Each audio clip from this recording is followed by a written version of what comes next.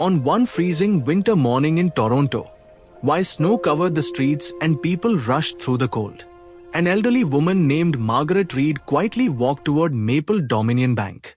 She wore an old winter coat, simple gloves, snow-covered boots. In her trembling hands, she carried a worn leather handbag and a few banking documents.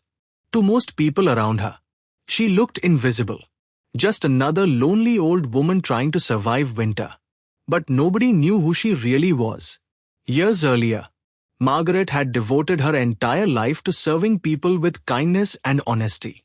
Back then, Maple Dominion Bank had been a small institution built on trust and compassion. Margaret believed every customer deserved dignity, whether rich or poor.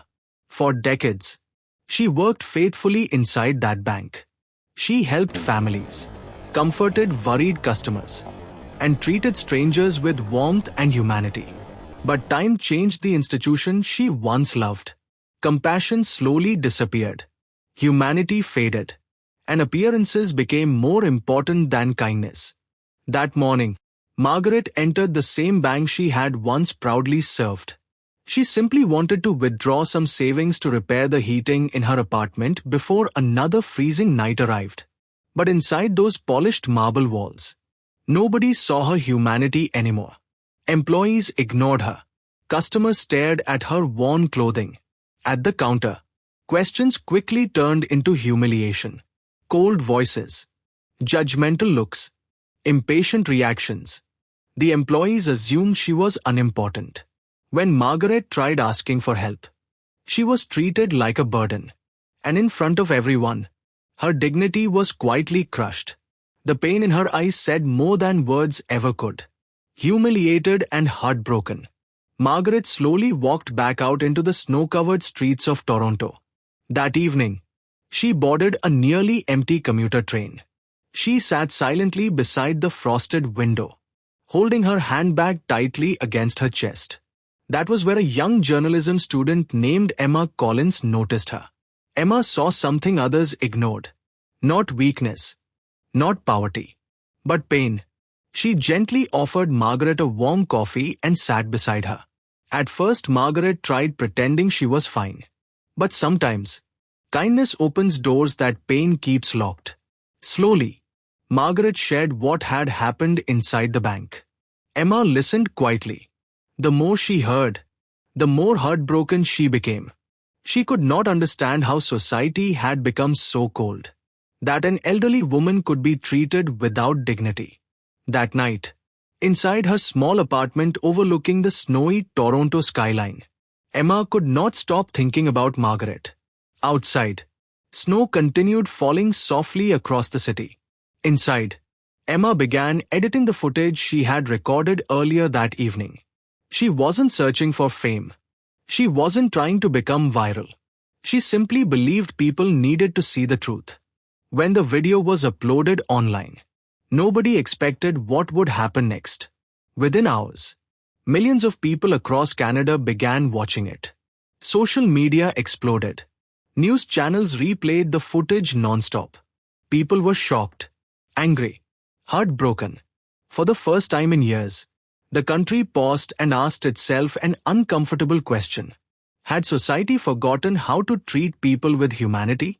Soon protests erupted outside Maple Dominion Bank branches. Crowds gathered in freezing streets carrying signs that read, "Respect our seniors. Humanity before status. Dignity for all." Inside the luxurious executive offices of Maple Dominion Bank, panic spread rapidly. Executives watched the scandal grow larger by the hour. Public trust collapsed. Stock prices began falling.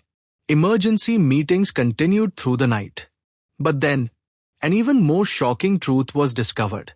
Deep inside the bank's old archives, hidden beneath decades of forgotten records, lay Margaret Reid's history. She was not just another customer. Long ago, Margaret herself had helped build Maple Dominion Bank. Old photographs showed her proudly standing beside the institution's original staff members. Newspaper articles praised her kindness and dedication. The same woman who had been humiliated, had once spent years serving others inside those very walls. Silence filled the boardrooms. For the first time, those in power truly understood the weight of what they had done. Not because the internet was angry, not because the media was watching, but because they had forgotten the values their institution was created upon. And so, on a cold, snowy night, the executives quietly traveled to Margaret's modest apartment. No cameras, no speeches, no arrogance, only regret. When Margaret opened the door, the same powerful people who once ignored ordinary customers stood silently before her with bowed heads. Days later, Maple Dominion Bank invited Margaret back. But this time, everything had changed. Employees stood respectfully in silence. Crowds applauded softly. Snow drifted gently through the cold Toronto air as the doors opened for her with honor. Standing before reporters, employees, and cameras, Margaret delivered a message that touched millions of hearts. She said, "Never judge a person by appearance. Behind every face is a story. And without humanity, no institution deserves people's trust." Her words spread across the nation. Policies changed, people changed, and inside Maple Dominion Bank, a She was a permanent memorial remarkable was woman. created in Margaret's feel- honor. Not to erase the past, but to remind future generations of an important truth: that kindness matters more than status. And sometimes, one small act of compassion is powerful enough to awaken an entire society. If you enjoyed this story, don't forget to like, share, and subscribe. And most importantly, take a moment to sit with your children or grandchildren, share this story with them, and cherish the joy it brings.